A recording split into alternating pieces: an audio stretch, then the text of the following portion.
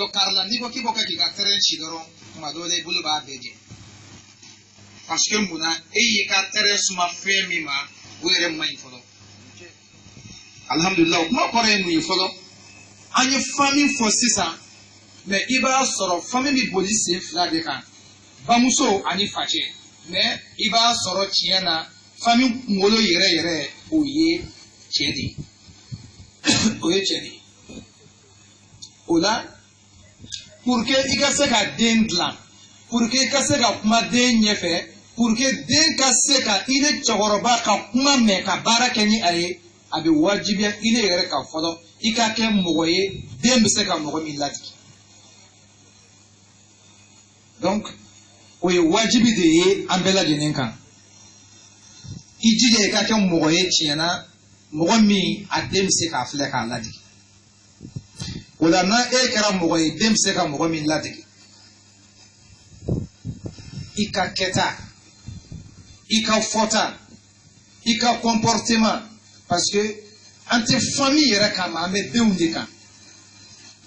mais tuma caman na dutigi i ka comportement dɔw bɛ yen a bɛ se k'i denw kɛ dangadenw ye a b'u kɛ mɔgɔlankolonw ye k'a sɔrɔ i t'a kalama o kɔrɔ ye di sisan masalan i mɔgɔ min muso fila b'i bolo ou bien muso saba b'i bolo juste un exemple mais i bɛ den dɔ bɛ yen i b'a sɔrɔ i kɛlen bɛ k'olu bamuso yɛrɛ bɔ kɔfɛ pewu bon i ye den ninnu u bɛna kɔrɔbaya u facɛ de ye i ye u tɛ se k'a fɔ i ma mun na i bɛ k'a bamuso kɛ tan u tɛ se k'o fɔ mais u bɛ jigin i ye dutigi la i b'a ye kuma dɔw la a bɛ i lɔgɔ bɔ u la k'a sɔrɔ i den de ye u ye a b'i lɔgɔ bɔ u la a bɛ hinɛ bɔ u la kuma dɔw la i bɛ kuma yɛrɛ min f'u ɲɛna fana u t'a mɛn donc il faut que famille kunkolo yɛrɛ e ka kɛ exemple ye fɔlɔ min bɛ se ka ladi an b'o taamasiyɛn ye ala ka kiraw yɛrɛ la kuranɛ kɔnɔ aleyhimu salatu wa salam nabila ismaila i b'a ye ala b'a fɔ ismaila ka kuma na ko wa kana ya'muru ahlahu bis-salah ko ismaila tun b'a fɔla denw ma n'a ka denbaya ma ko ayi ismaila yɛrɛ tun ye kira de ye kaban donc ka seli ko kuma t'o kan bilen mais k'a tun bɛ insister a muso n'a denw n'a ka maramɔgɔ minnu n'a dɔgɔninw ko a ye wuli ka seli o kɔfɛ an kuntigi muhamadu yɛrɛ filɛ sallallahu alaihi wa sallam ala b'a fɔ ɲɛna kuranɛ kɔnɔ cogo di ko wa amuru ahlaka bis-salah wastabir alayha ko muhamad a fɔ i denbaya ye k'u ka seli mais i yɛrɛ fana ka seli matarafa donc i kana kɛ dutigi farima ye k'a sɔrɔ tiɲɛ t'i bolo kana kɛ dutigi jamana ye k'a sɔrɔ dalu t'i bolo k'a sɔrɔ jo t'i fɛ i jija i cɛkɔrɔba b'a fɔ k'i ko o la k'i tɛ nin na k'a sɔrɔ tiɲɛ na i t'o la n'i k'i ti min fɛ a k'a sɔrɔ tiɲɛ na i t'o fɛ fɛn min man ɲi a k'a sɔrɔ tiɲɛ na e yɛrɛ fana tɛ ka k'o kɛ donc i b'a ye ni dutigi kɛra ten kuma caman na a ka ca la i bɛ se ka jɔ i jɔyɔrɔ la o la dutigi jɔlen a jɔyɔrɔ la pour i ka se ka i den labɛn ka ɲa den ka ekɔliso fɔlɔ donc o ye a ka famille d'abord bamuso ka kan k'a ka rôle jouer facɛ ka kan k'a ka rôle jouer mais komi n y'a fɔ cogo min na sisan ko in a kunkolo yɛrɛ o ye cɛ de ye muso ka jɔyɔrɔba bɛ denw dilan na o kuma in tɛ nkalon ye n bɛna s'o ma ɲɛfɛ mais pour le moment n bɛ kunkolo de kan ne y'o ye cɛ ye o la maintenant i ka kan ka mun de kɛ ala kɛra suivi sallallahu alaihi wa sallam n'i y'a jateminɛ i bɛna ye k'a fɔ kira an t'a miiri fiyewu ko mɔgɔ bɛ se ka bɔ ale la a yɛrɛ woloden na direct a bɛ se ka dɛsɛ mɔgɔ min na an t'o miiri mais o n'a ta bɛɛ an y'a ye kuranɛ kɔnɔ sisan ala ko kira ma cogo di ko a fɔ i ka denbaya ye k'u ka seli o kuma kɔrɔ ye jumɛn i de dutigi i de cɛkɔrɔba i jija seli sira yira i ka denbaya la misiri sira yira i ka denbaya la i de yɛrɛ ye tagala misiri la cogoya min i ye tagala silamɛya ko kɛ yɔrɔw la cogoya min o sira yira i ka denbaya la ni yɔrɔ in ka girin kojugu n'i y'a lajɛ minnu bɛ nkalon kan n'o ye kerecɛnw ye sini ye dimanche de ye a kɛ ala kama i ka bɔ sini i k'u lajɛ bani hali n'a bɛ taa seli fo tazibo a n'a ka denbaya bɛɛ de bɛ taa tazibo u bɛ t'u ka seli kɛ et puis fɛn dɔ fana b'olu ka diinɛ na fana o ɲɔgɔnna tɛ anw ka diinɛ na m'o dɔ ɲɛfɔ an ɲɛna bi o de la ne yɛrɛ n delila k'a fɔ bɛɛ ɲɛna ne bi sira min kan o ye ka diinɛw de comparer ɲɔgɔn na o la n bi diinɛ bɛɛ kitabu kalan n bɛ diinɛ bɛɛ fana ɲɛɲini ne tagara église la ka taga seli église la n t'a siɲɛ hakɛ yɛrɛ dɔn fiyewu n seerew bɛ yan minnu b'a kalama ni n ka Niger voyage yɛrɛ tɛ kerecɛnw tun ti fama ne baara ma juma o juma u tun bɛ na n kalan u ka kitabu la u ka jate la n kan ka don u ka diinɛ na n bɛ taga église la fana n bɛ yira bɛɛ la ko nin ye alimami de ye k'a bɛ arabu kama n'o kɛra u bɛ tɛgɛrɛ fɔ parce que ni n sera k'a sɔrɔ o ye silamɛ camanba sɔrɔlen de ye mais u t'a dɔn k'a fɔ ko vaccination kɛlen don ne na ka ban donc virus tɛ se ka foyi kɛ ne na mais fɛn dɔ bɛ olu la i b'a dɔn yen de ko silamɛya ɲɔgɔnna diinɛ duman tɛ yen a b'o dɔn ye jumɛn de ye c'est que dɔ tɛ seli dɔ ka misiri la ni i ka église bɛ fo suite bɛ la masalan hali ni nana yɛlɛmɛ ordre de la yan i bɛ taga seli yen de k'a fɔ église dɔ fana kɛrɛfɛ n bɛ na n ka seli kɛ yan o tɛ bɛn u ka diinɛ na fiyewu i b'a ye dɔw bɛ fo kɔfɛ yan mɛ u bɛ taa seli fo diɲɛ dan na yen fɛ k'a sɔrɔ dɔ filɛ yan ma a tɛ se ka don yen ka seli mais anw fɛ o t'a la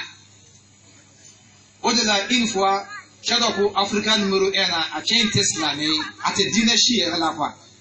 mais a ko n'ale bɛna don diinɛ dɔ la don min k'ale bɛ don silamɛya diinɛ de la o ko a ma ko mun na ko parce que ko silamɛw fɛ i tagatɔ ne k'a mɛn yan ko Alahu akbar k'i bɛ sin ka fara ka seli ta ka sin ka don ka seli ka ban ka bɛɛ fo ka sabara don ka d'olu ma ko mɔgɔ si t'i ɲininka mais église la o t'a la n'i nana don ni seli banna u b'i ɲininka ko n ka cɛ ko dɔ di parce que e tɛ seli la yan ka kɔrɔ e sɔrɔ bɛ yɔrɔ in faamu Madibe o gɛlɛya b'olu kan bon n'a ka di ne ye sisan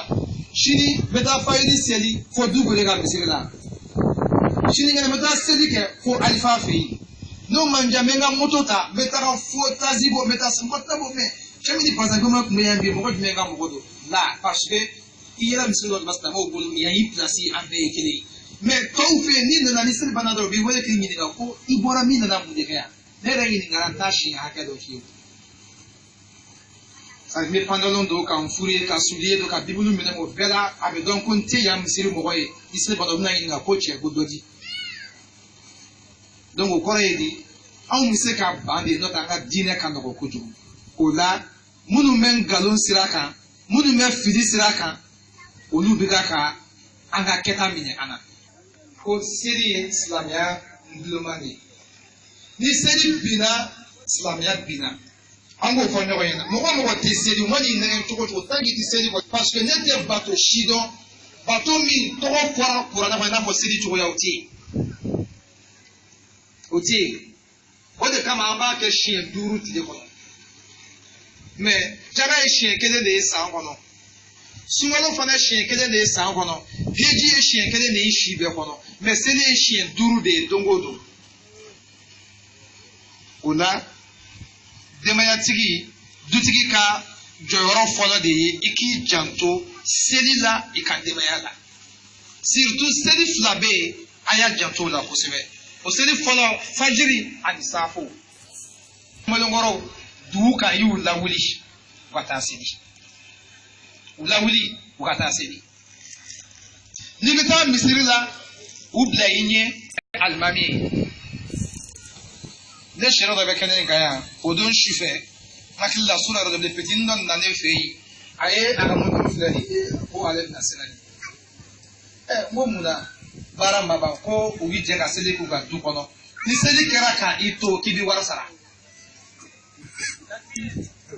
a kɛra ka ni mɔgɔ min to ɲɔgɔn fɛ o dɔ bɛ kɛnɛ kan yan o n tɛna se ka seli yɔrɔ sɔrɔ mais n'an m'o fɔ ka d'a kan n'a nana bɛ wari sara ne ko ja hali bi mɔgɔw ma ban ja dutigiw ma ban hali bi o kuma na i jija i k'o ɲɔgɔnna établi i fɛ i kana siran ala k'an bɛ sawaba ma o la dutigiw a y'a jija a ye o kuma na seli o de ye silamɛya yɛrɛ lakile bɛɛ lajɛlen ye o de la kira ko kabini den si san 7 f'an ka a bolo don seli la seli ma nɔgɔn dɛ seli ma nɔgɔn i t'a dɔn ko seli ka jugu fo seli man di mɔgɔ min i k'a fɔ tigilamɔgɔ ma k'a ye seli i bɛ sɔrɔ k'a dɔn ko ja seli ye bagaji de ye cɛnin dɔ ye ne ka du bila ko ne bɛ mɔgɔw bila seli la et puis a taara fɔ tan de ko fo n donna na ko ni nana ko ne b'a fɔ ko f'i ka wuli ka seli donc a ye n baara haramu pewu a tɛ taa yen bilen i y'a ye ala k'an bɛ sɔn ka bɔ ma o la n'ala ye seli nɔgɔya i mɔgɔ min ma n bɛ se k'a fɔ silamɛya baara tɔw kɛli walahi ala ye a nɔgɔya i ma wa a bɛ ten ala kira ko sallallahu alaihi wa sallam a ko iza ra'aytumu rajula ya'tadu al-masajida fashhadu lahu bil iman a ko n'a ye mɔgɔ nɔrɔlen ye misiri la ka ɲa ko a ye seereya a kan k'a tigi ye mumini ye donc an k'an jija o seli an ka o yiri si an k'o planter an ka du kɔnɔ an jija an denw cɛw ni musow an k'u pousser k'u bila seli la o kɔfɛ i jija i ka i den kalan adamadenya yɛrɛ jogow la i jija i k'i den kalan mɔgɔninfinya na i den kalan avant tout ile yɛrɛ min y'a fa ye a ka ile yɛrɛ dɔn fɔlɔ ala kɛra b'a fɔ an sallallahu alaihi wasallam a ko ala ka hinɛ fa bɛɛ la fa min ye a den dɛmɛ ka ale yɛrɛ barika ɲini o kɔrɔ ye di i den i b'a kalan i yɛrɛ bonya cogo la de a to i den ka a dɔn k'ile ye a fa ye a to i den k'a dɔn k'ile ye a fa ye a b'i faamu o la o bɛ kɛ cogo di denni fitinin tuma dɔw la a b'i n'a fɔ yiri falentɔ kurani walima a b'i n'a fɔ bɔgɔ kɛnɛ de bɔgɔ kɛnɛ n'i bɛ k'a dilan walima i bɛ k'i ka biriki former mulu kɔnɔna na tuma dɔw la ni a yɔrɔ dɔ ni wo bɔra a yɔrɔ dɔ la i bɛ siman dɔ bɛ i bɛ bɔgɔ dɔ ɲini k'a yɔrɔ dafa k'a dakɛɲɛ pour que a ka bɔ ka ɲɛ a dafalen o bɛ cogoya min na denni fitinin dilantɔ bɛ ten a tɛ foyi kalama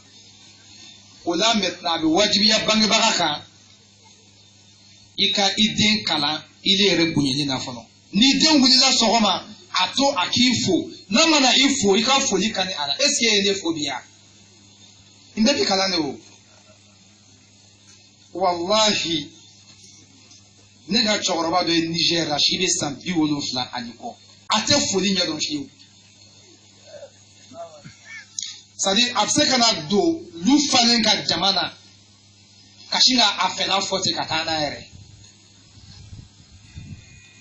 mɔdentigi mais sisan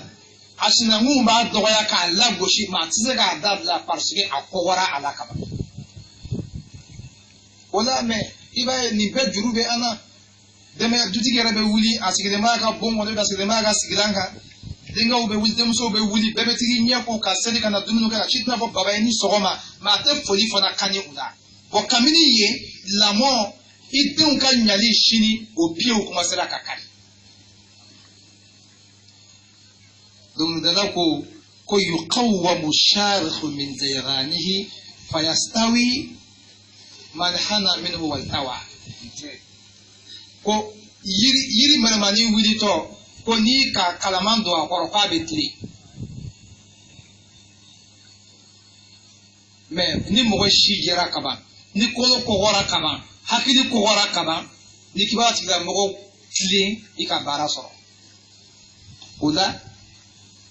jogomisɛnmanin dɔw bɛ yen an fɛ bi famille kɔnɔna na an bɛ ka k'olu négliger mais a dɔw la dutigiw ka défaut don dɛ parce que n'i ye min yɛrɛ bonya yira i denw na a tɛ se k'a dɔn ko ile ye ale facɛ ye mɔgɔ tɔw cɛ ma o la o daminɛ ye min ye fɔlɔ o ye i den kalan i yɛrɛ bonya cogo la i den kalan ile balema munnu be n'olu fana i den fana faw ye i den kalan olu fana bonye cogo la n'i y'a ye kuma o kuma i den dɔ bɛna fɛn dɔ ta k'a ka mɔgɔ bonyeta dɔ sɛgɛrɛ intervenir et puis a goya a la fana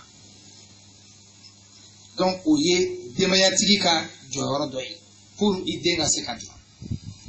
o ye dutigi cɛ min bɛ du kɔnɔ o y'o ka jɔyɔrɔ dɔ ye a silamɛw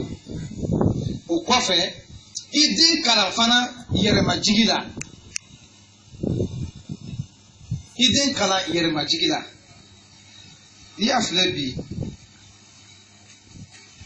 n'i ye denmisɛnninw kɛ ɲɔgɔn kan i b'a ye bɛɛ bɛ fɛ k'a ka mara boli a tɔɲɔgɔnw kan de i ye denmisɛnninw ka kumaw lamɛn bɛɛ bɛ fɛ k'a yira a tɔɲɔgɔn na ko a tɛ kɛ ne na